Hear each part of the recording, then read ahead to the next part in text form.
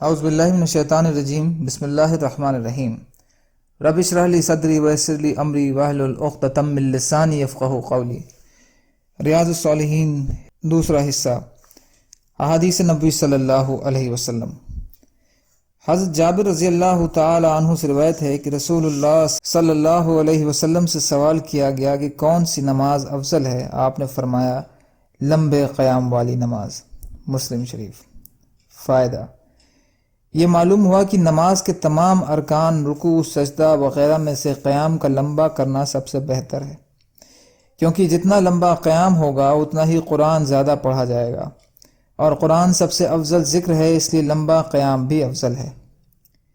حضرت عبداللہ بن عمرو بن عاص رضی اللہ تعالی عنہ سے روایت ہے کہ رسول اللہ صلی اللہ علیہ وسلم نے فرمایا، اللہ کو سب سے زیادہ محبوب نماز حضرت داؤد علیہ السلام کی نماز ہے، اور سب سے زیادہ محبوب روزہ اللہ کو حضرت داؤد کا روزہ ہے۔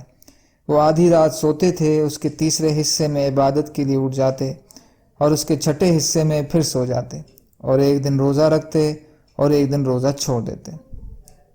بخاری اور مسلم۔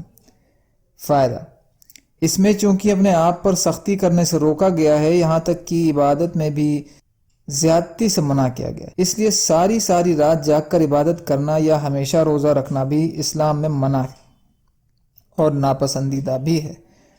خود نبی اکرم صلی اللہ علیہ وسلم کا طریقہ بھی اعتدال کا بہترین نمونہ ہے۔ اس کے علاوہ اس حدیث میں داؤد علیہ السلام سے روزے کے نماز کو عند اللہ سب سے زیادہ محبوب قرار دیا گیا ہے، کیونکہ اس میں بھی وہ افراد و تفرید سے بچتے تھے جس کے اپنانے کو اسلام نے تاکید کی ہے۔ حضرت جابر رضی اللہ تعالی عنہ سے روایت ہے کہ رسول اللہ صلی اللہ علیہ وسلم نے فرمایا، رات میں ایک گھڑی ہے جس مسلمان آدمی کو وہ مل جائے، وہ اس میں دنیا اور آخرت کے معاملے میں کسی بھلائی کا سوال کرے تو اللہ اسے ضرور عطا فرماتے ہیں، اور وہ گھڑی ہر رات کو ہوتی ہے۔ مسلم شریف۔ فائدہ: یہ گھڑی بھی جمعے کی گھڑی کی طرح اگرچہ اس کا وقت طے نہیں ہے، لیکن یہ بھی رات کی آخری گھڑیوں میں ہوتی ہے، کیونکہ عبادت کا افضل وقت وہی ہے۔ اس کے اندر میں بھی لیلۃ القدر کی طرح حکمت یہی ہے کہ انسان زیادہ سے زیادہ وقت اللہ کی عبادت، اس کے ذکر اور اس سے دعا و مناجات میں گزارے۔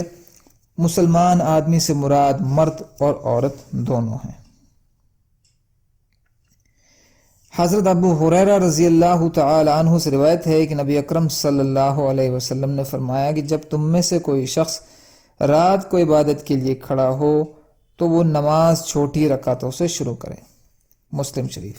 ام المومنین اما عائشہ رضی اللہ تعالی عنہ بیان فرماتی ہیں کہ رسول اللہ صلی اللہ علیہ وسلم جب رات کو قیام فرماتے تو اپنی نماز تہجد کی شروعات میں 2 چھوٹی رکعتوں سے فرماتے تھے۔ مسلم شریف۔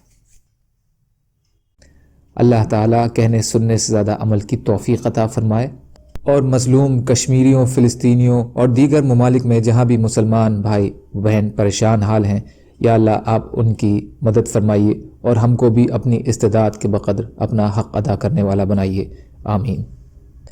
سبحان اللہ و بحمدہ، سبحانک اللہم بحمدک، اشہد ان لا الہ الا انت، استغفرک و اتوب الیک۔ سبحان ربک رب العزت عما یصفون، وسلام علی المرسلین، والحمد للہ رب العالمین، برحمتک یا ارحم الراحمین۔ لا الہ الا اللہ محمد رسول اللہ۔